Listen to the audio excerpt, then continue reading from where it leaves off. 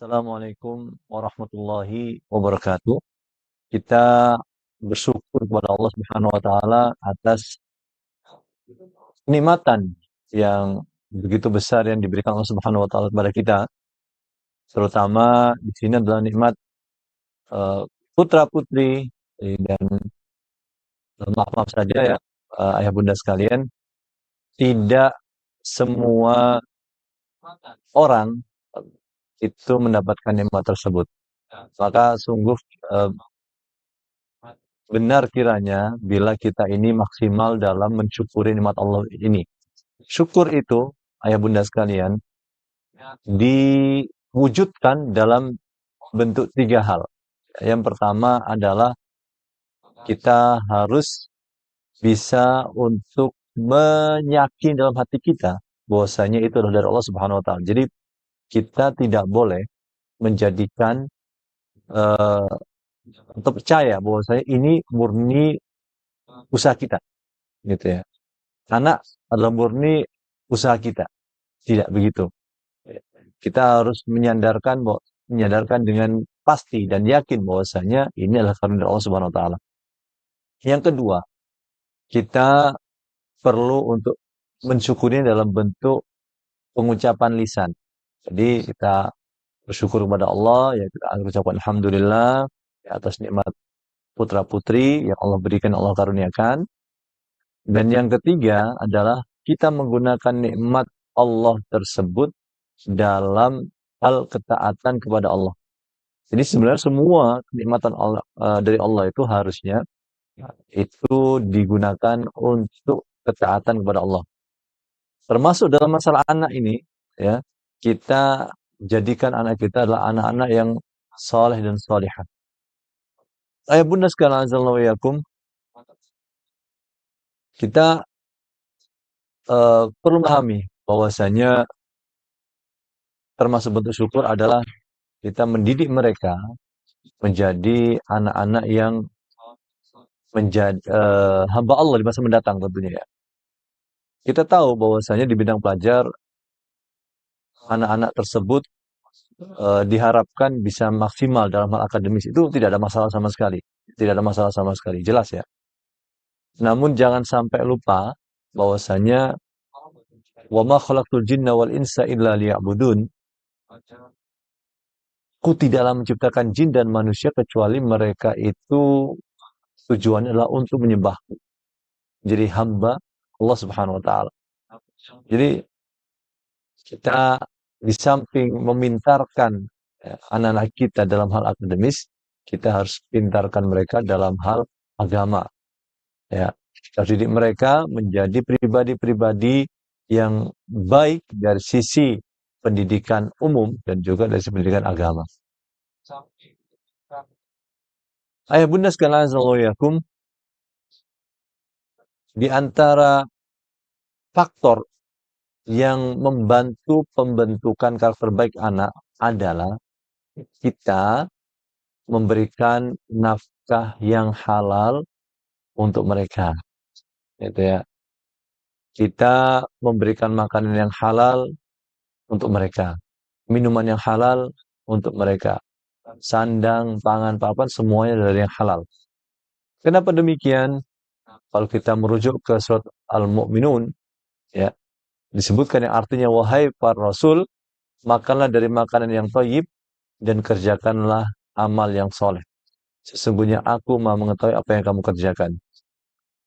Sebagian ulama tafsir, yang Ibnu Katsir, ya, menyampaikan bahwasanya ketika Allah menghubungkan antara makanan yang thayyib, ya, kemudian setelah itu disebutkan kerjakanlah amal yang soleh, artinya makanan yang baik itu akan mempermudah seseorang yang memakan makan tersebut untuk beramal soleh, beramal baik.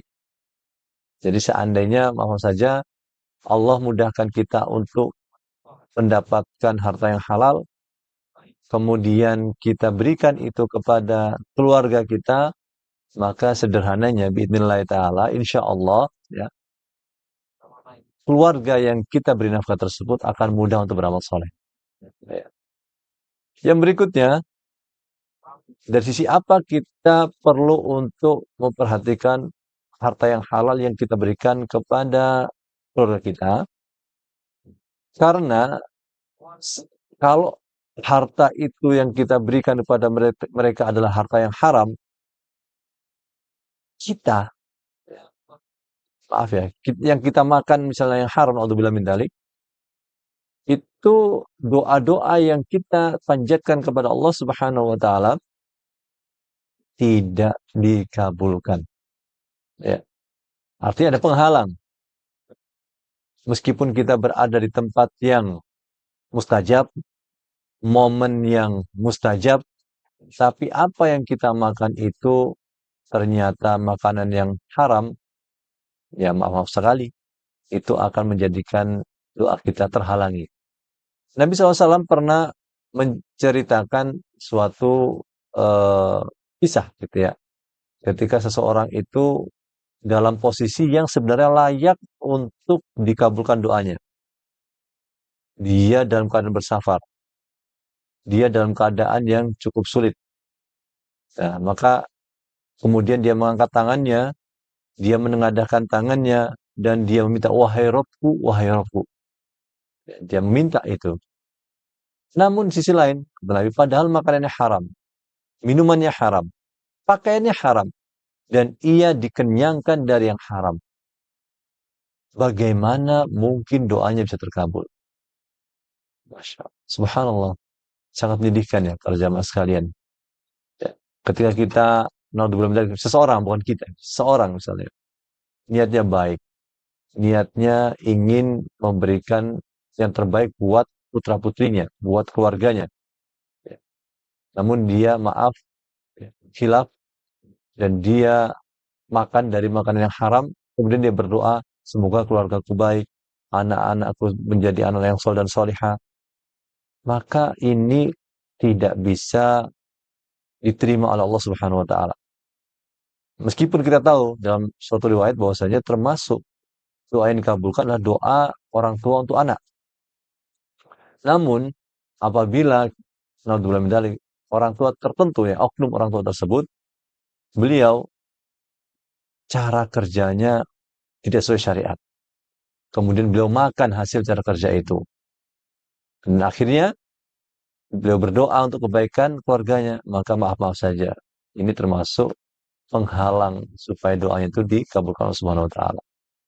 Nah, ya bunda sekalian, sebelum nanti kita berbicara tentang tauladan, ya, ketauladanan orang tua itu anaknya, kita akan berbicara masalah harta haram yang perlu kita hindari. Jadi sebenarnya dalam Islam itu para jamaah sekalian, cara untuk mencari harta itu sebenarnya semuanya boleh, halal gitu ya. Dalam hal muamalah, interaksi sosial atau interaksi komersial, ya, itu sebenarnya hukum asal adalah halal. Ya, ini karena kita tidak bicara ibadah ya, kita bicara interaksi satu manusia dengan manusia yang lain, atau kita kenal dalam istilah Arab muamalah. Itu sebenarnya hukum asalnya halal, kecuali ada yang mengharamkannya. Itu. Sehingga lingkup yang diharamkan sebenarnya lebih sedikit dibanding lingkup yang dihalalkan. Dan pada kesempatan kali ini kita akan baca secara singkat saja, secara ringkas kita sampaikan hal-hal yang bisa menjadikan harta kita itu bermasalah, gitu ya. Ya, dan ketika kita mau artinya ketika kita mau mendapatkannya, ternyata cara kita salah, maka berefek kepada harta yang kita dapatkan. Yang pertama adalah kedoliman. Bila kita mendapatkan harta tersebut dengan cara zolim, ya, maka hasilnya itu, maaf-maaf saja, bunda sekalian, berjamaah, hasilnya itu bermasalah. Ya. Makanya kalau kita lihat surat An-Nisa ayat 29, Allah berfirman, wahai orang beriman, janganlah kamu saling memakan harta sesamamu dengan jalan yang batil, kecuali dengan jalan perniagaan yang berlaku dengan suka sama suka di antara kamu. Ya. Dan kedoliman itu menafikan atau bertentangan dengan kerelaan, dan termasuk juga memakan harta dengan cara yang batil. Contohnya, ya bunda sekalian, naudzubillah min dzalik, ya semoga Allah hindarkan kita. mencari nafkah dengan cara melakukan penipuan kepada orang lain, ya, mencari nafkah dengan cara apa saja, merampas harta orang lain, mencuri harta orang lain, dan seterusnya. Maaf saja, ya. Memang banyak jumlahnya kalau dihitung, tapi sebenarnya keberkahan itu dihilangkan oleh Allah Subhanahu wa taala dari harta yang baik tersebut. Berikutnya, di antara faktor besar penyebab harta menjadi haram adalah gharar, ketidakjelasan artinya. Ketidakjelasan. Secara bahasa gharar itu adalah resiko tipuan dan menjatuhkan diri atau harta ke jurang kebinasaan. Dan secara istilah, gharar berarti jual beli yang tidak jelas kesudahannya. Jadi dasar gharar adalah ketidakjelasan. Ketidakjelasan itu bisa terjadi pada barang atau harga. Maksudnya para jamaah sekalian, a'azzanillahu wa iyyakum, beda dengan yang sebelumnya adalah seseorang menjual barang atau jasa yang tidak jelas. Sama-sama rela, antara penjual dan pembeli sama-sama ridho. Namun apa yang dijual itu tidak jelas. Apa saja ya, menjual barang dalam kotak, nggak tahu isinya apa. Jadi untung-untungan gitu ya.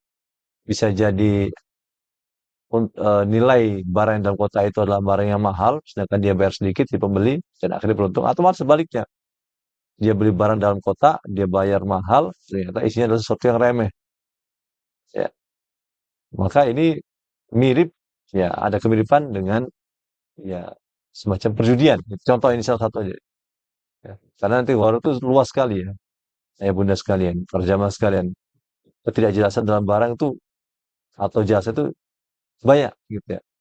Seseorang misalnya juga menjual eh, jasa, saya bantu kamu deh, gitu ya. Nanti pokoknya dalam 1 hari ini saya bantu kamu, nanti kamu bayar saya 100.000 misalnya. Si pembeli jasa itu bertanya, jasa apa yang akan kamu berikan? Ya pokoknya jasa bantuan yang kira-kira layak bagi kita gitu ya. Saya bantu kamu gitu ya. Jadi ketidakjelasan dalam barang atau jasa itu masuk dalam bab gharar gitu ya. Maka di sini apa yang didapatkan dengan cara seperti ini tidaklah halal gitu ya, teman-teman sekalian. Kemudian yang cukup terkenal juga, ya ini mungkin istilah yang cukup masyhur, yaitu masalah riba. Riba menjadi salah satu faktor yang menyebabkan harta itu jadi haram. Secara istilah riba itu berarti bertambah atau keterlambatan dalam menjual harta tertentu. Jadi sebenarnya Pak, pembahasan ini panjang ya para jamaah sekalian. Tapi mungkin yang mudah diingat oleh para jamaah sekalian adalah misalnya, contoh saja gitu ya, eh, rentenir gitu ya, ya, meminjamkan uang, ya, misalnya 1 juta dan meminta kembali sebesar mungkin 1.100, 1.200 dan seterusnya. Jadi kalau kita lihat, ya, ini ada unsur pertama dari unsur riba, yang kedua adalah unsur kedoliman gitu ya. Meskipun orang ikhlas saja gitu ya. Cuma sekali lagi masalah ini panjang gitu ya. Masalah ini cukup banyak detailnya, tapi kita tidak bahas secara terperinci mengingat waktu yang terbatas. Tapi intinya adalah riba itu, ya, seperti kami contohkan, itulah salah satu hal yang menyebabkan harta kita itu haram kalau kita mendapatkan uang, ya, atau harta dari jalan tersebut. Gitu ya. Kemudian yang keempat adalah perjudian, pemaisir ya, semacam perjudian. Ya. Jadi ketika kita mengeluarkan suatu harta, kita tidak tahu gitu ya antara untung dan ruginya gitu ya. Memang semua bisnis pasti ada sisi ini gitu ya. Cuma beda ya. Kita bisa bedakan lah para jamaah sekalian antara orang jualan sama orang berjudi gitu ya. Tentu kita secara logika kita tidak bisa menyamakan itu ya antara, maaf saja ya, judi online, ya, orang dapat uang dari judi online dengan orang yang bisnis gitu ya. Dia modal, ya, dia beli barang misalnya baju dari pusat perbelanjaan, kemudian dia jual lagi secara online atau offline, ya meskipun nggak laku, ya jelas dia rugi. Meskipun nggak laku, tapi masih ada barang yang contoh saja gitu ya. Jadi kita tidak bisa makan dengan judi online gitu ya. Ini adalah sebagian faktor yang menjadikan harta itu haram dan perlu kita hindari. Ya. Para jamaah sekalian yakum, kembali ke masalah utama kita yaitu masalah keteladanan. Dalam Islam, ya, pendidikan anak itu tidak hanya sekedar tentang perintah dan larangan lisan. Jadi pendidikan itu bukan hanya sekedar larangan atau perintah secara verbal, tapi ada hal lain yang penting, yaitu keteladanan yang hidup dan nyata. Orang tua adalah pendidik pertama. Saya mengatakan sekolah pertama bagi anak-anak karena secara umum ya, biasanya sekolah, lembaga sekolahnya tidak menerima bayi gitu ya. Atau anak setahun, 2 tahun, biasanya begitu ya. Tapi kalau orang tua itu selalu menyertai dan anak itu belajar dari bayi ya dengan orang terdekatnya. Gitu ya. Meskipun tentu berbeda-beda level penangkapannya. Kita nggak bicara level penangkapannya, ya level tangkap dalam pembelajaran tersebut. Intinya adalah orang tua berpendidik sama dan utama untuk anak-anaknya. Ya. Setiap gerak-gerik kata dan perilaku orang tua akan terekam dengan kuat dalam memori dan kepribadian anak, yang pada akhirnya akan membentuk karakter dan akhlak mereka. Wahai Allah Ta'ala berfirman, wahai orang beriman, pelihara dirimu dan keluargamu dari api neraka yang bahan bakarnya adalah api dan batu.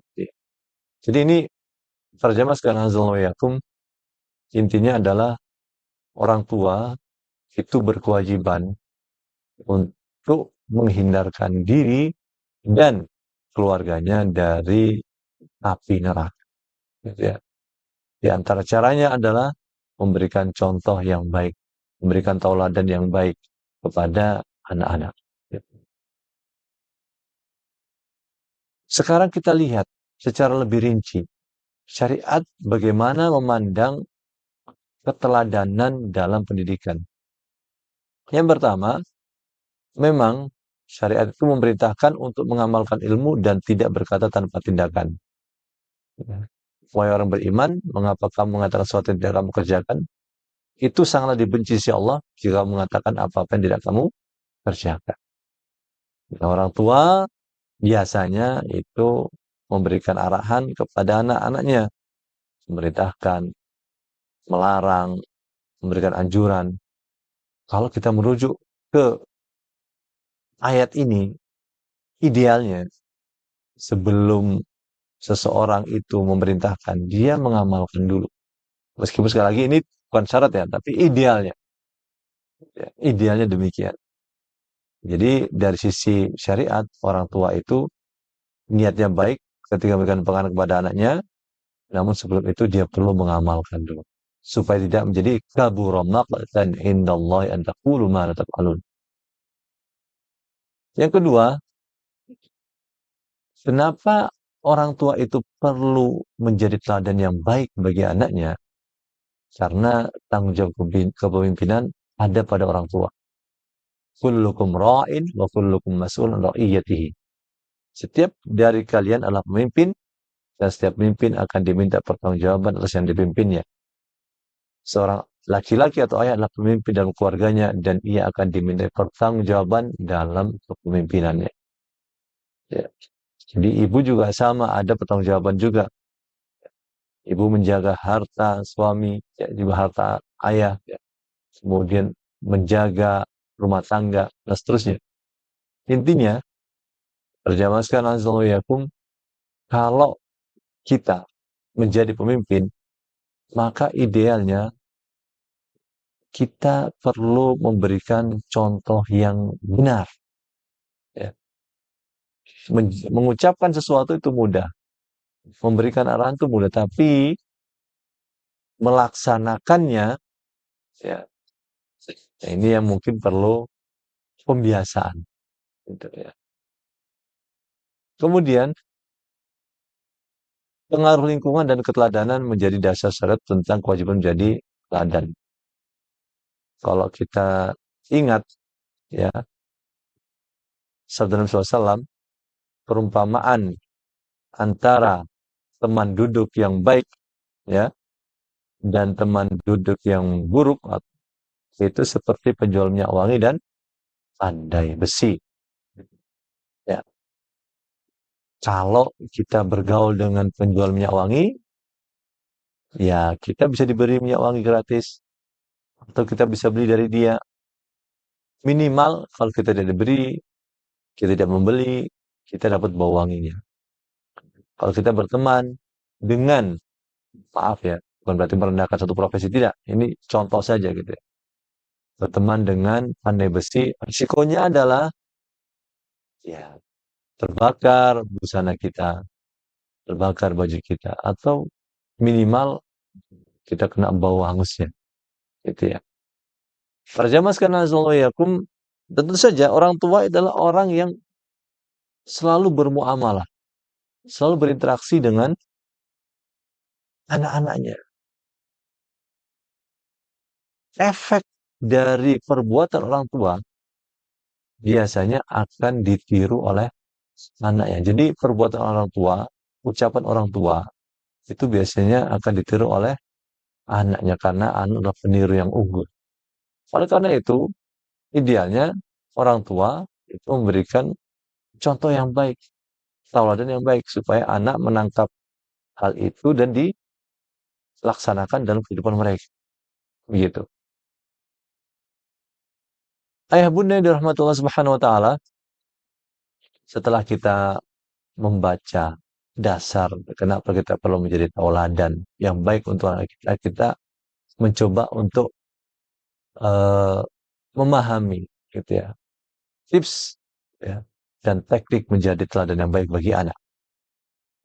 Yang pertama, supaya kita bisa mudah menjadi tauladan bagi anak adalah kita mulai dari diri sendiri untuk islahun nafs, perbaikan diri sendiri ya, atau istilah lain tazkiyatun nafs, penyucian jiwa. Di antara teknik untuk tazkiyatun nafs, islahun nafs adalah kita evaluasi diri kita. Ya, ini salah satu teknis ya, pada zaman sekarang nggak harus demikian gitu ya. Tapi salah satu saja gitu ya. Setiap hari sebelum tidur kita tanya pada diri kita, apa kesalahan saya pada hari ini di hadapan Allah dan di hadapan anak-anak? Apa yang bisa saya perbaiki besok? Jadi seandainya Allah Ta'ala alam ya, para jamaah sekalian, seseorang itu berusaha untuk selalu tazkiyatun nafs, islahun nafs, maka akan mudah baginya menjadi contoh yang baik. Ya. Sama seperti barang-barang lain ya. Maaf, sama seperti barang atau sesuatu yang kita sukai. Kalau kita selalu bersihkan, kita selalu jaga, maka fungsinya akan baik dan maksimal gitu ya.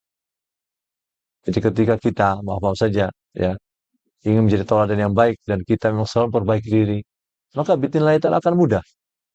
Tapi kalau kita tidak melakukan muhasabah, tidak melakukan evaluasi diri, susah untuk menjadi teladan. Karena kita nggak tahu ternyata meskipun apa yang kita sampaikan di hadapan anak itu baik, tapi faktanya diri kita sudah terbiasa untuk melakukan hal yang buruk. Ya. Sehingga kita tidak bisa untuk menjadi tauladan yang baik. Kenapa diri kita menjadi orang yang maaf terbiasa buruk? Karena kita jarang evaluasi diri. Perbaikan diri juga jarang. Ya, maka cara pertama, tips pertama adalah kita mulai dari diri kita sendiri. Kita biasakan untuk penyucian jiwa, kita biasakan untuk islahun nafs, perbaikan diri. Gitu. Tekniknya tentu bermacam-macam. Ini salah satu saja. Gitu ya. Berikutnya, supaya kita bisa mudah dalam menjadi tauladan untuk anak kita adalah kita perlu konsisten ya antara perkataan kita dan perbuatan kita. Sama. Apa yang kita omongkan, itu yang kita lakukan. Gitu ya. Jadi contoh teknisnya adalah kita buat komitmen pribadi untuk tidak memerintahkan sesuatu kecuali kita sudah melakukannya, atau paling tidak kita sedang berusaha keras untuk konsisten melakukannya. Contoh jelas lagi adalah kalau kita melarang anak-anak kita untuk bermain game dalam waktu yang lama, maka kita sebagai orang tua perlu menunjukkan kepada anak kita bahwa kita bisa mengontrol penggunaan gadget. Jangan sampai kita menyuruh anak kita berhenti main game atau berhenti untuk menghabiskan waktu dalam gadget, sementara kita sendiri asik bermain gadget berjam-jam. Ya. Jadi akan terasa tidak pas ya di hadapan anak ini. Orang tua saya kenapa gini gitu ya. Ya, maunya enak sendiri. Ya. Kita disuruh berhenti tapi dia masih lanjut gitu. Ya, ini kan jadi masalah gitu ya, para jamaah sekalian. Kemudian kalau kita memang secara khusus ya, konsistensi ini agak berat gitu. Para jamaah sekalian, agak berat. Kenapa? Ya namanya jiwa itu maaf-maaf saja ya. Sukanya apa? Sukanya adalah sesuatu yang biasa apa namanya sesuatu yang nyaman tapi melanggar aturan gitu ya. Innan nafsal ammaratun bisu. Sesungguhnya jiwa itu memerintahkan kepada keburukan. Ya, ini kebiasaan ya, maaf saja ya. Kebiasaan eh, rata-rata nafsu itu mengarahkan kepada yang buruk. Dan kalau kita berusaha untuk konsisten, ya ini kita melawan, ya, kita melawan sesuatu yang dari dasarnya itu adalah mengarahkan kepada yang buruk. Gitu. Dan yang ketiga, bunda sekalian, tips dan teknik menjadi teladan yang baik bagi anak-anak adalah kita menunjukkan cinta dan rasa hormat kepada pasangan.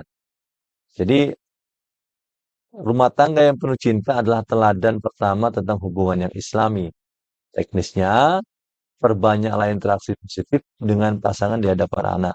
Ucapkanlah terima kasih, ucapkanlah tolong, ucapkanlah maaf. Ya. Tunjukkan kasih sayang dengan gesture yang halal seperti pelukan dan senyuman.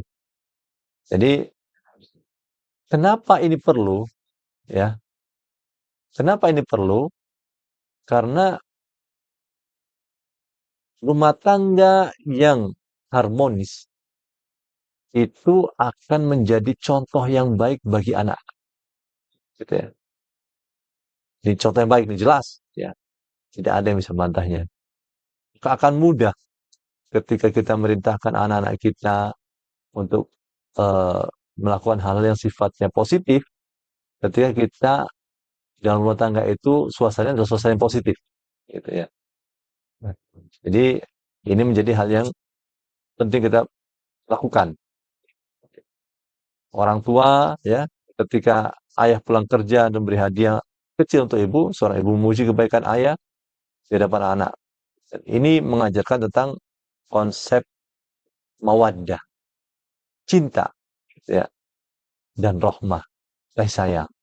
Ya. Jadi, hal ini sekali lagi, benar sekalian, meskipun tidak berhubungan langsung dengan teladan, tapi ya misalkan kita memerintahkan anak untuk jangan banyak main gadget. Ya, ini jelas dipahami.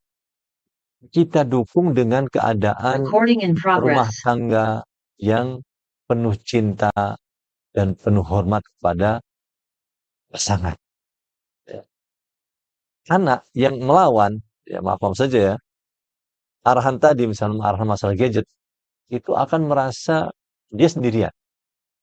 Ya. Orang tuanya adalah orang tua yang kompak.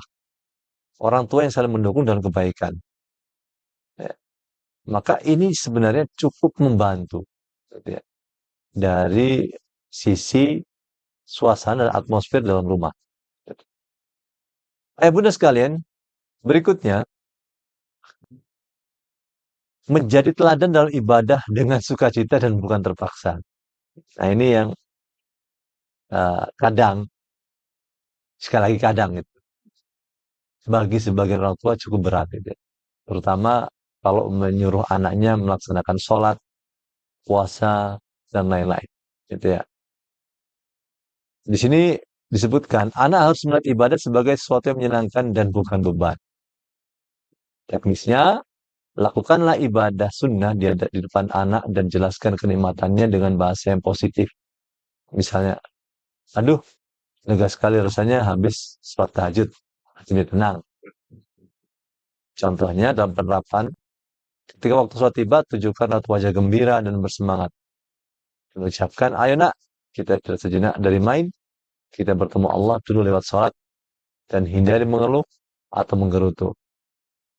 Jadi, apa pentingnya? Ini kalau kita bicara tentang teladan dalam ibadah.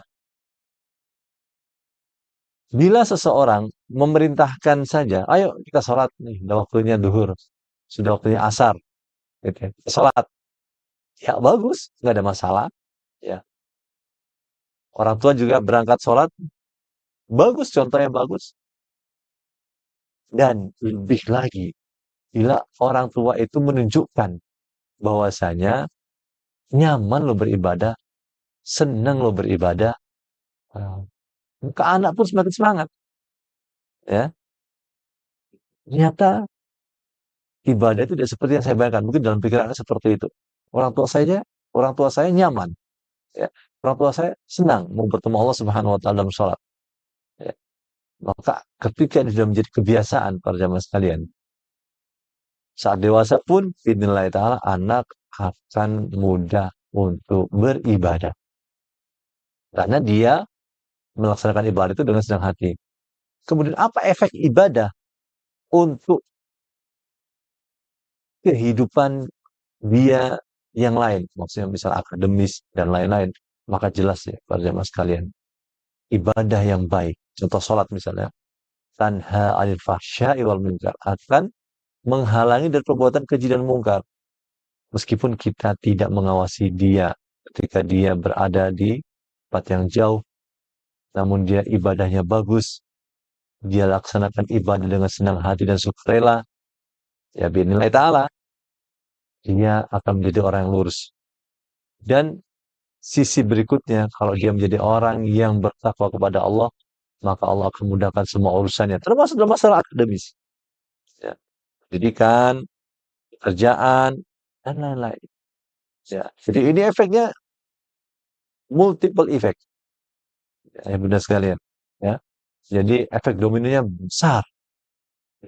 Jadi kita tidak bisa meremehkan nih. Kita tidak bisa merendahkan sikap gembira ketika ibadah tiba di hadapan anak sambil mengarahkan mereka untuk mengikuti kita dan beribadah. Gitu. Berikutnya, yang berdasarkan azal yakum, tips dan teknik menjadi teladan yang baik bagi anak atau qudwah hasanah, contoh yang baik. Yang kelima adalah mengelola emosi dengan bijak. Ya. Rasulullah SAW dikenal sebagai pribadi yang lembut dan tidak marah.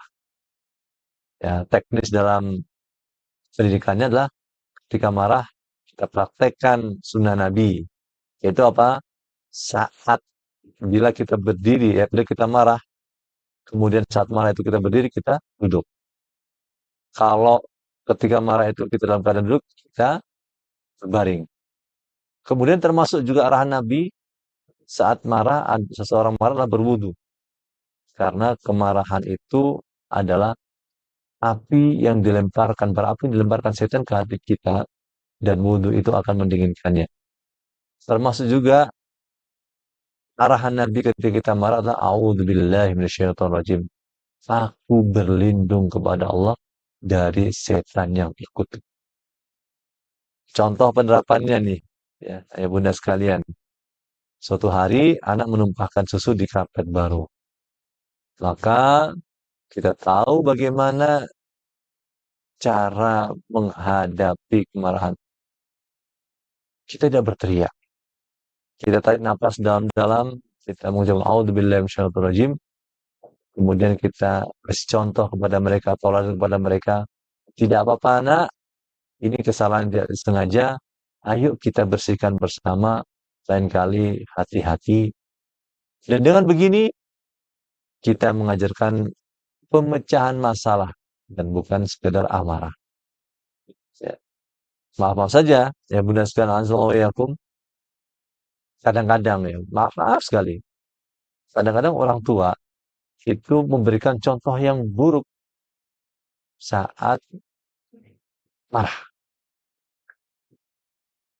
Bahkan seandainya orang tua yang salah pun, dia berikan contoh yang buruk. Bagaimana itu? Yaitu dia selalu menyalahkan orang lain untuk kesalahan yang dia perbuat sebenarnya. Maka efeknya bagaimana ya Bunda sekalian? Maaf saja, anak pun akan menjadi orang yang sama. Nah, dia berarti dia meniru hal itu. Dia mencontoh hal itu.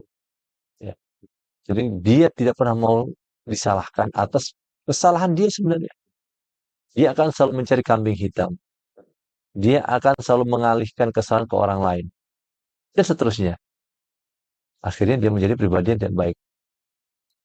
Kemudian, kalau seseorang itu tidak memberikan solusi untuk masalah yang dihadapi dan hanya marah, apa yang terjadi? Anaknya pun bisa demikian.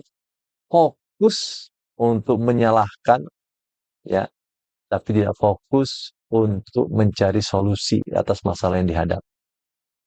Seperti yang kita sampaikan tadi, contohnya adalah ketika ada barang yang air yang tumpah, maaf ya, air yang tumpah di karpet atau di tempat-tempat yang sebenarnya tidak boleh ada air di sana.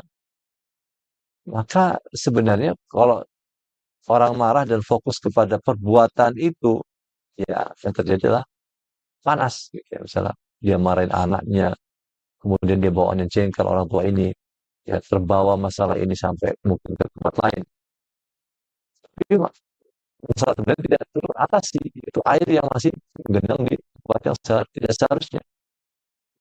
Coba kita ganti, ya. Kita nafas, ya, tenang, gitu ya. Yang berusaha terrojim, kalau dia dalam keadaan berdiri ketika mati duduk, dia duduk dan seterusnya. Kemudian dia mencari solusi, dia mencari lap, dia mencari pengering, ya, supaya air tersebut tidak merusak barang-barang tertentu yang dikenai olehnya. Karena demikian, dinilai lah ya. Katakan maaf saja nilainya yang buruk, nilainya yang rendah, atau maaf saja dari terima di tempat yang seharusnya dia itu masuk ke sana. Gitu ya. Ya. Jadi sekali lagi ini hal yang memang perlu diperhatikan dengan bersama. Kemudian teladan yang keenam, teladan dalam bermuamalah bersosialisasi. Kita tunjuk akhlak mulia dalam berinteraksi dengan tetangga, pedagang, dan orang lain. Teknisnya nih, ayah bunda sekalian, kita ajak anak-anak kita ketika mau silaturahim, menyuruh orang sakit, atau mengantarkan makanan kepada tetangga.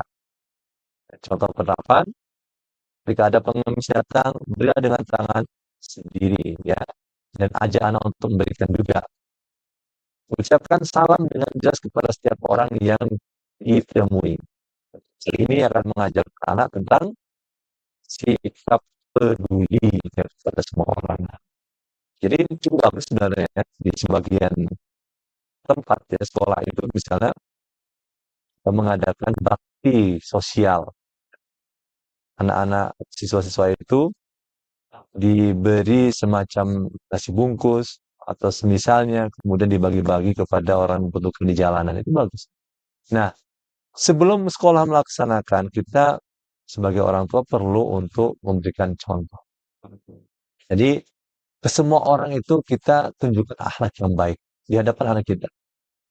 Dan akhlak baik ini, maaf-maaf saja, bukan sekedar di lisan ya, bukan sekedar di dohirnya, memang betul dari hati. Jadi jangan sampai maaf nih, kita berikan contoh, memberi kepada pengemis. Gitu. Tapi nanti ketika di rumah kita, maaf, ngomel-ngomel. Anak melihat, ternyata berarti orang tua saya tadi, ketika memberi, itu tidak dari hati. Ya. Beda antara apa yang di luar dan di dalam. Ya. Nah, ini perlu kita hindari.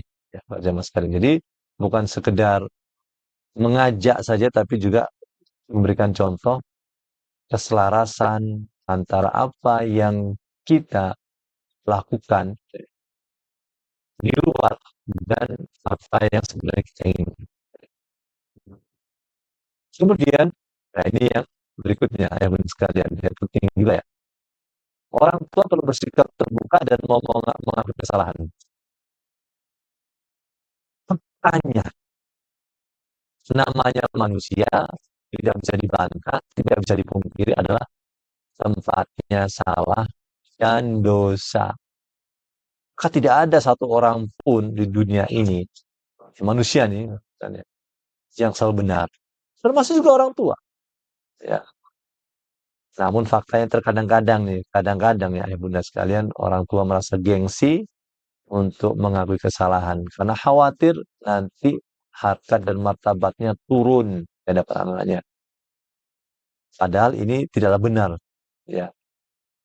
Kita perlu mengajarkan kerendahan hati di hadapan anak kita. Teknisnya misalnya, kalau kita melakukan kesalahan, misalnya lalai berjanji atau berkata kasar, segera minta maaf kepada Anda dan pasangan. Ya. Contohnya, nak, ayah minta maaf tadi marah-marah. Ayah salah. Seharusnya ayah bicara dengan baik. Ayah sedang belajar untuk sabar. Doakan ayah ya. Ini sangat berharga bagi anak. Ya bunda sekalian.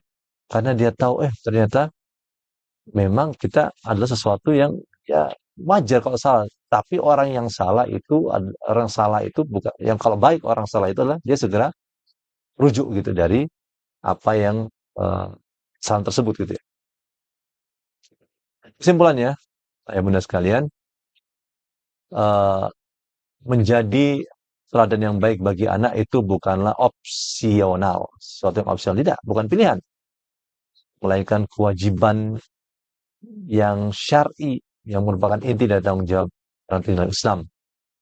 Kekuatan keteladanan jauh lebih dahsyat daripada sekedar nasihat lisan.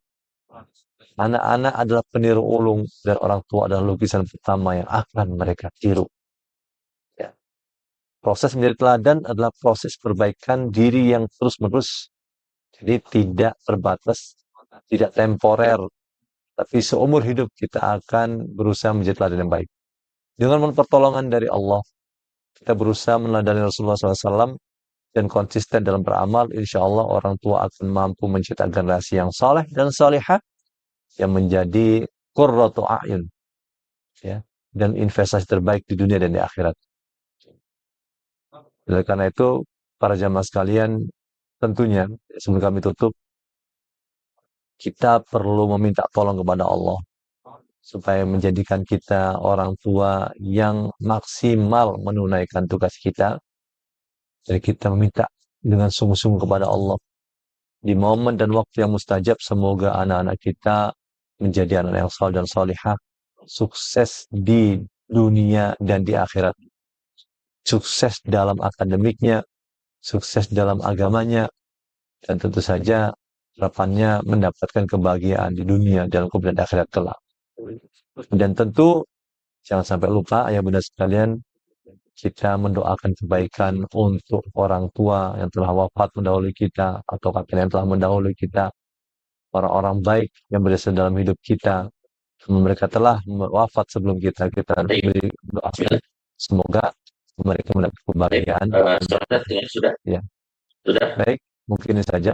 Ayah bunda sekalian, kita akan silakan kepada Ustaz Gunawan. Alhamdulillah ta'ala. Jazakallah khair, Ustaz. Apakah suara saya terdengar ini? Suara Ustaz? Oke. Alhamdulillah, jazakallah khair, Ustaz. Kita sudah memasuki termin tanya jawab begitu. Jazakallah khair, menarik sekali di hari ini. Jika ada trouble masalah suara, mohon disampaikan, tidak ada masalah ya, kita ayat juga. Kita akan masuk kepada sesi pertanyaan, ya. Semacam itu, mungkin panitia bisa menunjukkan atau menampilkan ya beberapa pertanyaan yang sudah muncul di YouTube, ya. Live chatnya sudah ada dan sudah dikumpulkan oleh panitia, begitu kira-kira. Itu saya bacakan begitu kira-kira ya. Semacam itu. Yang pertama adalah ini dari akunnya YouTube-nya ini bernama Dharma Ratri gitu ya. Tapi kalau dari fotonya kayaknya kok apa gitu. Tapi ini beliau tadi tentang ternyata eh, harta yang kita masuk ke dalam perut kita, yang itu tanda kutipnya adalah yang haram begitu, kan bisa menghalangi juga terkabul gitu. Kan dia bertanya itu cara untuk menghilangkan ya, masukkan yang haram atau sudah terjadi ya terjadi mungkin setelah saat itu kita nggak tahu atau mungkin terlanjur tuh ternyata haram tuh rezeki yang kita dapatkan yang kita masuk terlanjur tuh bagaimana cara menghilangkannya agar dulu tetap kondisinya kita berharap tetap stable gitu begitu ya kita dapat Zahar. Baik, terima kasih Gunawan, terima kasih ya, terima kasih Pak si penanya ya. Bagus sekali pertanyaannya dan sebagaimana kita sampaikan tadi, kullu bani Adam khata'u khata'in tawwabun kata Nabi SAW. Setiap anak Adam adalah orang yang potensi untuk melakukan kesalahan dan sebaik-baik orang yang berbuat salah adalah orang yang bertobat kepada Allah Subhanahu wa taala. Jadi ini sebenarnya masalah yang cukup eh, perlu pendetailan gitu ya. Tapi kita akan coba menyederhanakan ya, ayo Bunda sekalian. Kalau seandainya nih maaf ya, seandainya eh, harta haram di sini ada berapa jenis ya? Ada emang datnya yang haram, ada emang cara mendapatkannya yang haram gitu ya. Kalau zatnya haram yang kita makan nih maaf ya, maaf sekali lagi. Seseorang misalnya babi misalnya itu haram gitu ya.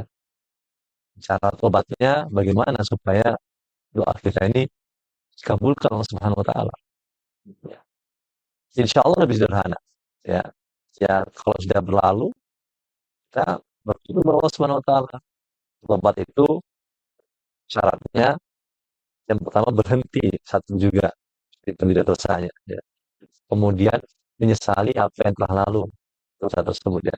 Kemudian berazam atau bertekad untuk tidak mengulangi. Ya. Jadi tidak lagi niat untuk mengulangi, maaf maaf saya makan babi misalnya. Ya. Insya Allah ya kalau tobatnya sungguh-sungguh di sana juga diiringi dengan salat taubat ya alhamdulillah rakaat bismillah taala insya Allah Allah akan ampuni. Jadi kita husnudzon pada Allah ya benar sekalian ketika kita minta ampun kita berhusnudzon berbaik sangka kepada Allah ya. Karena Allah itu bergantung persamaan kita. Ana inda dhonni abdi bi wa ana mau hina yadhkuruni aku bergantung persamaan hamba kepada kita perlu husnudzon. Nah, kalau yang kita maksud dari penanya adalah beliau maksudnya adalah hartanya itu bukan babi. Harta itu haram gara-gara cara mendapatkannya. Ya. Seandainya misalnya harta haram ini maaf sekali lagi ya, maaf sekali lagi dari hasil eh, riba. Ya. Dulu misalnya ketika menghutangi orang mewajibkan tambahan. Ya. Saya utangin kamu 1 juta, kamu harus nambah nanti saat pelunasan menjadi 1.500.000 misalnya. Misalnya gitu ya. Ya benar sekalian. Karena kita nggak tahu hukumnya gitu ya. Kita pikir ini sah-sah saja. Karena memang namanya uang perlu ya karena dia daripada kena inflasi, ya dia harus apa? Dikembalikan dalam bentuk yang tidak merugikan orang yang memberikan pinjaman. Misalnya, misalnya gitu ya. Ya benar benar. Maka caranya sama seperti sebelumnya, ya, yaitu bertobat kepada Allah dari hal tersebut dari riba tersebut. Nah, ada bentuk lain nih yang agak ribet ya, ya bunda sekalian. Seandainya ya harta haram itu didapatkan dengan cara mendolimi orang dalam bentuk gini, mendolimi itu orangnya nggak rela gitu ya. Kalau riba itu orang bayar ya, bayar kelebihan hutang itu rela. Tapi kalau ada orang itu misalnya maaf ya, dicuri hartanya, gitu ya. Misalnya Fulan A misalnya, ya, mencuri jambu tetangganya, gitu ya, atau mangga tetangganya. Kalau orangnya tahu, orang nggak rela, gitu ya. Nah, seperti ini gimana caranya supaya kita tidak terus berdosa, ya. Maka maaf-maaf saja, ya perlu kita minta kehalalan, gitu ya, dari orang yang kita dolimi itu. Mungkin ada pertanyaan, tapi nanti kalau disampaikan orangnya marah nih, kita hubungannya jelek nih, seumur hidup misalnya. Ya, kita bisa menyampaikan atau mengembalikan atau nilai dari mangga tersebut kita berikan ya secara anonim. Yang penting apa? Yang penting adalah kita mengembalikan hak orang lain tersebut. Ya, jadi di samping tiga syarat yang tadi ada tambahan apa? Minta halalan. Kalau bisa, kalau enggak ya kan tidak apa minimal kita harus mengembalikan harta tersebut kepada orang yang kita dolimi dalam bentuk maaf ya pencurian tadi. Gitu kali itu. Kira-kira satu Gunawan ya. Pak Penanya. Semoga Allah mudahkan.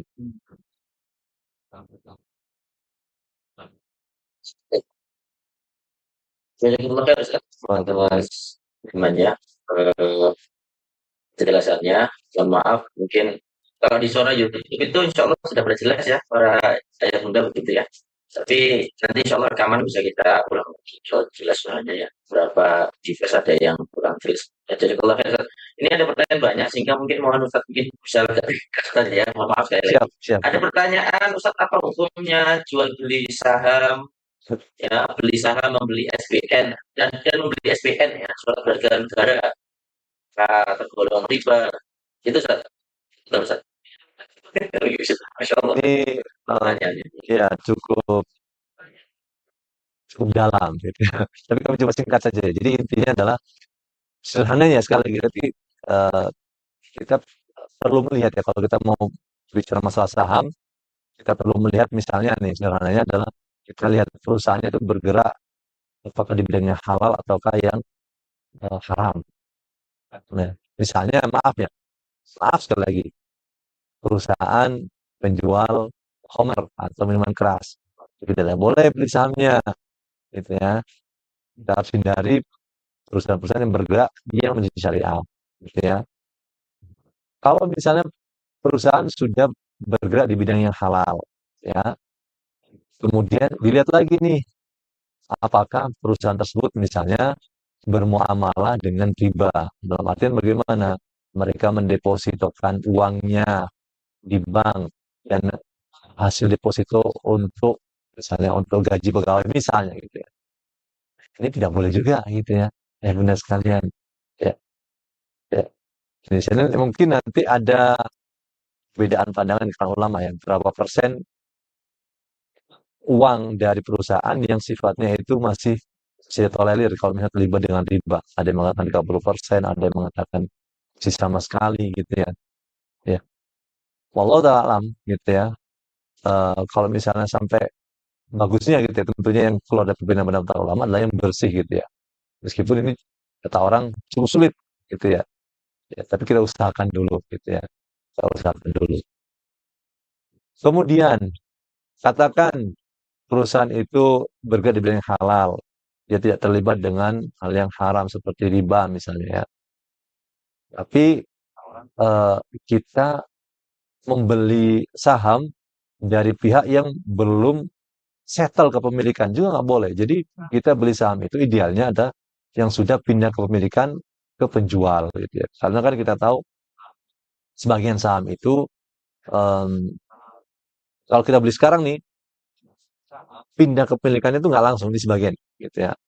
Ya, maka kita harus beli yang sudah eh, pindah kepemilikan. Kemudian kalau masalah singkat jawaban karena terbatas ya dan lain banyak mungkin nanti kita akan bahas di pertemuan-pertemuan berikutnya. Eh, SBN. Nah, SBN juga sama surat berharga negara ini. Apakah ini akadnya utang piutang ataukah akadnya mudharabah ataukah musyarakah dan lain-lain. Maka ini cukup eh, perlu pendetailan sebenarnya pertanyaan ini ya. Tapi kalau misalnya katakan nih sederhananya kalau misalnya kita beli surat utang gitu ya. Jadi negara utang ke kita dan kita diberi kupon ya, kita diberi return gitu ya. Ya maaf saja, ini sama seperti kita menghutangi orang dan kita minta tambahan gitu. Dan sekali lagi ini nggak berlaku umum, makanya mungkin kasuistik ya. Sekali lagi ini contoh saja karena pertanyaan juga sifatnya umum gitu ya. Baik, itu. Berikutnya nih ada pertanyaan eh apa Ustaz, benar baca atau kami yang baca langsung nih Ustaz Gunawan? Kok bebas? Kalau Ustaz dari situ terampil pakai itu nggak apa-apa Ustaz. Ya. Langsung aja biar mengikas waktu. Sekarang Ustaz. Pertanyaan berikutnya, eh, cara mengajarkan anak apabila dibully di sekolah bagaimana ya? Nah ini, nah, Allah alam, maaf-maaf saja ya. Sebelum kami jawab ini, kami menganjurkan kepada para pemilik lembaga gitu ya, untuk menekankan pada para siswa dan wali murid untuk menjauhi pembulian gitu ya. Nah, apa hubungannya dengan orang tua siswa? Gini, orang tua siswa itu nanti menekan ya, menandatangani perjanjian bahwasanya kalau anaknya melakukan pembulian, sudah dibina, tapi terus melakukan pembulian, maka dia siap untuk terkena konsekuensi yang cukup berat. Yaitu misalnya paling berat lah dikeluarkan. Karena kalau dibiarkan, ya bunda sekalian, dia akan merusak banyak orang. Ya, Alhamdulillah min dzalik ya. Ingat, lembaga yang membiarkan kedoliman, ya, itu dikhawatirkan akan mendapat murka Allah. Allah mengharamkan kedoliman. Ya, inni haramtu dzulma ala nafsi wa ja'altu bainakum muharraman fala tadzalamu, kata Allah Subhanahu wa taala Qudsi. Aku mengharamkan diriku berbuat dolim, ya. Maka jangan kalian saling mendolimi. Ya. Kemudian dalam suatu hadis sebutkan babani mu'ajjalan uqubatu ma fid dunya al-baghi wal uquq. Ada dua dosa yang akan disegerakan adabnya di dunia sebelum di akhirat, yaitu orang yang melakukan kedoliman dan orang yang melakukan kedurhakaan kepada orang tuanya. Jadi kalau lembaga pendidikan tahu ada kedoliman, ada pembulian, tapi dia biarkan, ya, maka maaf saja dikhawatirkan akan jadi masalah buat lembaga itu. Allah akan berikan, maaf saja ya, balasan dunia sebelum di akhirat. Kembali ke pertanyaan. Kalau anak dibully di sekolah, yang pertama, jelas bahwasanya ini kemungkinan terjadi kecil atau besar, ya cukup sering terjadi, saya katakan ya. Maka yang jelas anak itu diberi bekal mental yang kuat. Ya kita sampaikan, nak, sekolahan ataupun pesantren ataupun lembaga tertentu ya, lembaga pendidikan yang lain, itu adalah miniatur dari kehidupan engkau di masa mendatang. Maka kuatkan dirimu ya, karena apa? Tidak semua orang itu akan bisa sesuai dengan harapanmu. Gitu ya. Ini yang pertama nih, harus nih ya. Jadi sebelum sekolah bahkan dikatakan begitu. Kita harus siap seperti itu kepada. Jadi kalau ada hal yang sesuai harapannya termasuk pembulian, dia akan, oh iya, ada nih kayaknya nih ya, yang sudah, bukan berarti wajar ya. Ya ini nggak benar tapi ya terjadi begitu. Nah, ini yang pertama. Yang kedua, eh, ini ya, orang tua itu harus segera sigap gitu ya. Dalam artian bagaimana kalau pembulian ini ekstrim ya, tidak artinya bukan sekali lagi bukan berarti ada yang pembulian tidak, tapi maksudnya adalah yang katakan cukup berat ya, segera orang itu bertindak. Dalam artian menghubungi pihak lembaga dan lain sebagainya. Ya, tapi tidak bergerak sendiri sekali lagi ya, tidak bergerak sendiri karena khawatir nanti akan menjadi semacam dendam begitu ya, dan lain sebagainya. Dendam yang tidak habisnya gitu ya. Jadi intinya adalah eh, berusaha untuk menghilangkan kedoliman itu. Ya, baik melalui lisan maupun melalui tindakan gitu ya. Dan sekali lagi kita sebagai orang tua perlu untuk mendoakan semoga anak kita selalu dilindungi Allah Subhanahu wa taala. Ingat, doa orang tua itu mustajab gitu ya. Maka jangan sia-siakan. Jadi sekali lagi, pembulian apapun bentuknya harus dihilangkan karena itu adalah kedoliman. Dan lembaga yang biarkan, naudzubillah min dzalik, ya, dia sengaja dia berpikir itu adalah sesuatu yang normal, dikhawatirkan Allah akan berikan dia hukuman di dunia sebelum di akhirat. Secara pengurus dan lainnya. Maka kami sarankan untuk hindari itu. Bukan berarti kita menghilangkan secara total dalam artian, oh semuanya jadi malaikat. Memang Tidak gitu. Tapi apa kita meminimalisir bisa mungkin. Baik itu kali. Ada pertanyaan lain mungkin? Gunawan?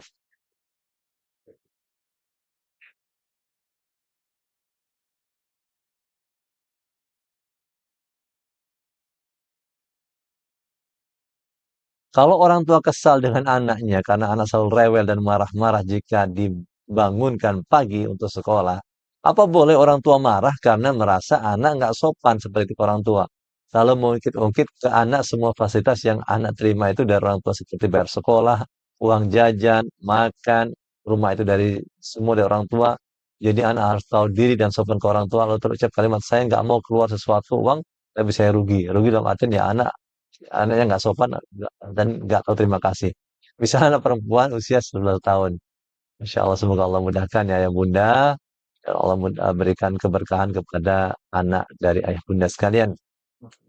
Jadi sebenarnya ya, ya memang idealnya itu apakah kita ini bertransaksi dengan anak kita gitu ya dalam hal-hal yang sifatnya eh, kehartaan seperti ini. Ya, khawatirnya nanti gini nih, kalau kita menjadikan ini yang utama, bukan berarti nggak boleh. Kalau menjadikan ini yang utama, nanti kalau kita tua nih, ayah bunda sekalian, anak kita mungkin yang ya semoga Allah memudahkan kita saat tua juga jangan sampai merepotkan. Tapi ternyata misal qadarul terjadi gitu ya, ya kita Allah berikan usia yang tua gitu, usia panjang, umur yang panjang, tapi akhirnya juga ada kekurangan dari sana sini gitu ya. Anak yang menafkahi nanti kadang-kadang anak itu bermuamal dengan kita sebagaimana kita bermuamal dengan dia. Gitu ya. Saya sudah mengeluarkan ini, mengeluarkan ini, mengeluarkan ini. Akhirnya anak merasa saya kan sudah membantu ayah bunda gitu ya. Saat ayah bunda sulit, saat ayah bunda sakit, saat ayah bunda perlu pengobatan dan seterusnya, saya bantu maka tolong begini begini begini. Jadi seakan-akan dia posisinya lebih tinggi. Ya. Karena meniru kita waktu ya kita menegur mereka saat kecil. Jadi kalau saran kami adalah ikat arahan itu dengan syariat gitu ya. Jadi nak ini perintah Allah Subhanahu wa taala gitu ya. Dimanapun kau berada, mau di rumah ataupun di luar rumah, kamu wajib sholat ya. Kamu perlu untuk sholat. Dan kita sholat itu untuk kita loh ya, bukan untuk Allah Subhanahu wa taala ya. Jadi dengan begitu dimanapun dia berada, ini contoh saja gitu ya. Maka anak itu nggak bisa lari karena dimanapun dia berada, bahkan di luar angkasa pun dia tetap menjadi hamba Allah. Nggak mungkin keluar dari alam semesta yang ciptaan Allah ini gitu. Ya. Dia akan disiplin dengan apa? Dengan mengikat hatinya kepada Allah Subhanahu wa taala. Ini yang kami lihat cukup bagus gitu ya, ayah bunda sekalian. Jadi bukan dengan hal yang sifatnya duniawi seperti itu ya. Bukan berarti nggak boleh gitu ya. Tapi kalau itu selalu digunakan, khawatirnya anak itu nanti bermuamalah dengan kita juga dasar transaksional sifatnya gitu. Gitu ya bunda sekalian ya. Jadi kita ikat arahan kita itu dengan Allah Subhanahu wa taala. Jadi dia malu itu bukan kepada kita, tapi malu kepada Allah Subhanahu wa taala. Dia itu tidak terpaksa oleh kita, tapi status dia sebagai hamba itu yang mengharuskan dia untuk berlaku seperti itu, beribadah kepada Allah di waktu-waktu yang tepat. Baik. Selanjutnya, Assalamualaikum warahmatullahi wabarakatuh. Izin bertanya, apakah kalau kita masih ada tabungan di bank konvensional termasuk haram? Pola itu hanya sekedar operasional. Syukran. Ya, jadi sebenarnya, ayah bunda sekalian, masalah tabungan ini em, tentu nggak bisa kita generalisir ya. Sekali lagi, soalnya bank itu ada yang sifatnya wadiah, gitu ya. Akadnya ada yang sifatnya itu memang simpanan berbunga. Maka kami sarankan kalau memang eh, ingin menyimpan uang di bank, coba cari bank ya, syariah, kemudian akadnya adalah akad wadiah. Ini usul saja gitu ya. Ya, usul saja begitu. Jadi simpanan kita aman, ya, tidak berkurang dan tidak terkena sesuatu yang eh, kalau misalnya akadnya adalah mudharabah bagi hasil ada ya seharusnya idealnya adalah bisa naik bisa turun gitu ya. Tapi kalau kita emang mau yang fix saja, ya kita taruh di akad yang wadiah dan tentu kita siap dengan administrasinya kalau ada itu memang kewajiban kita gitu ya. Jadi jangan eh, apa namanya berusaha untuk selalu lari dari administrasi gitu ya. Jadi begitu kan saran kami ya. Jadi silakan taruh di bank, tapi tadi ya bank syariah, kemudian cari akad yang yang wadiah, titipan gitu ya. Gitu kira-kira. Baik, ada pertanyaan lagi mungkin?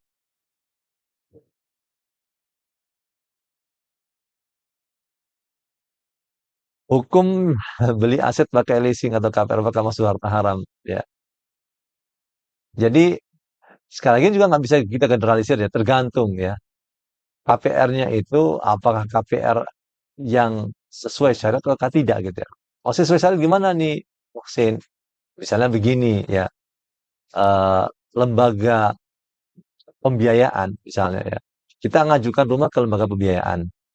Pak, saya mau beli rumah A, gitu ya. Saya nggak punya uang cash nih.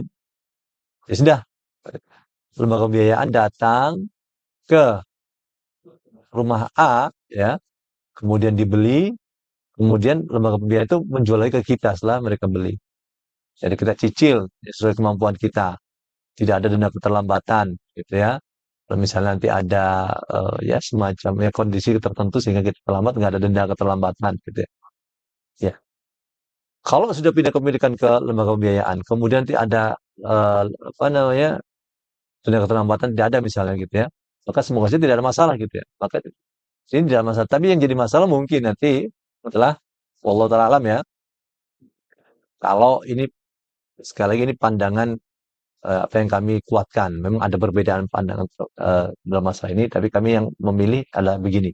Seandainya ya kita berbicara kepada lembaga pembiayaan, saya mau beli rumah A, kata lembaga pembiayaan, ya sudah, ini saya kasih kamu duit untuk beli rumah itu, nanti kamu bayar berlebih saja. Misalnya saya kasih kamu duit 500 juta, ya nanti kamu nyicil ke saya, ya selama 10 tahun totalnya nanti jadi misalnya ya, jadi eh, 100 juta misalnya, 700 juta misalnya. Ini itu bermasalah gitu ya, bermasalah.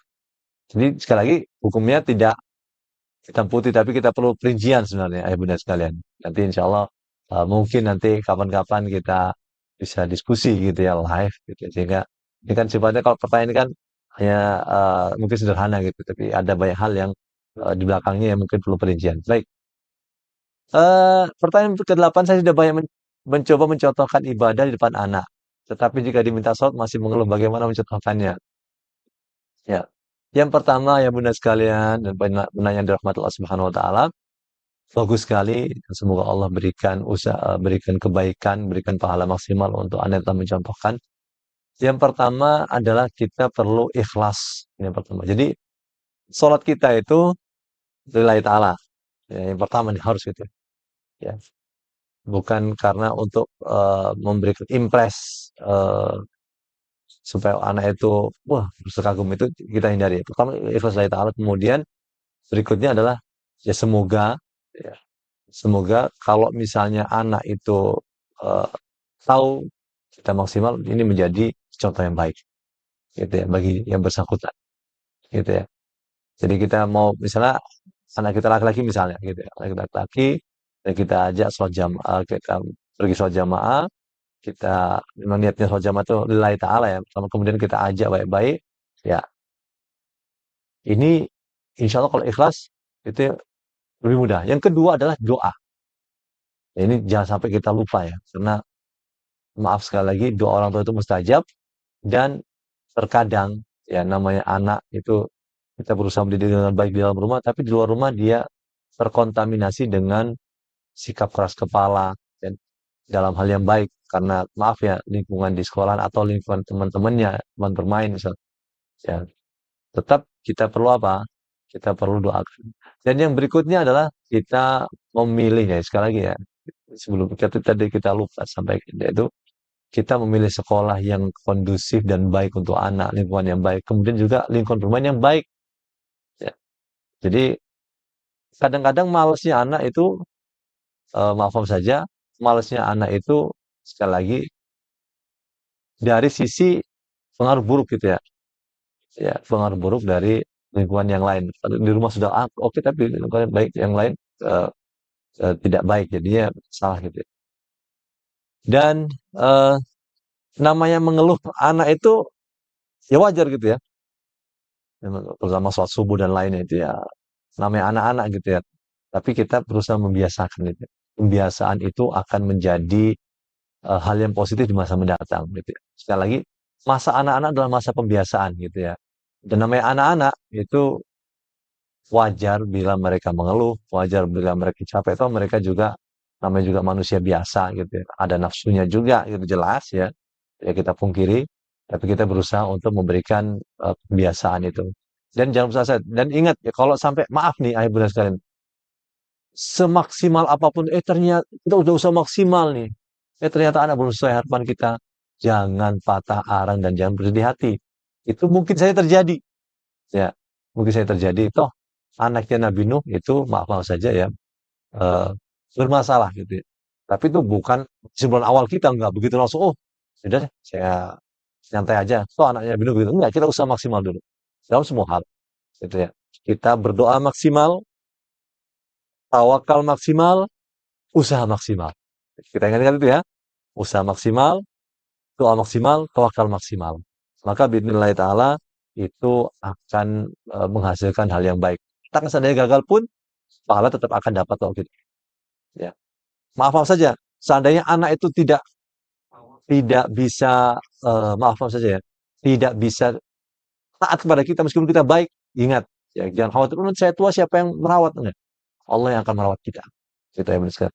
Baik, benar sekali ternyata waktu kita terbatas sekali dan semoga saja ini menjadi pembukaan untuk teman-teman berikutnya. Jadi kami juga akan melakukan inspeksi tentunya jelas ya untuk checklist dan yang lainnya dan kami sekali lagi minta maaf sebesar-besarnya apabila ada salah dalam ucapan dan perbuatan yang benar adalah dari Allah Subhanahu wa taala dan yang salah adalah dari diri kami pribadi dan dari setan Allah taala dan Rasulullah berbahas diri itu.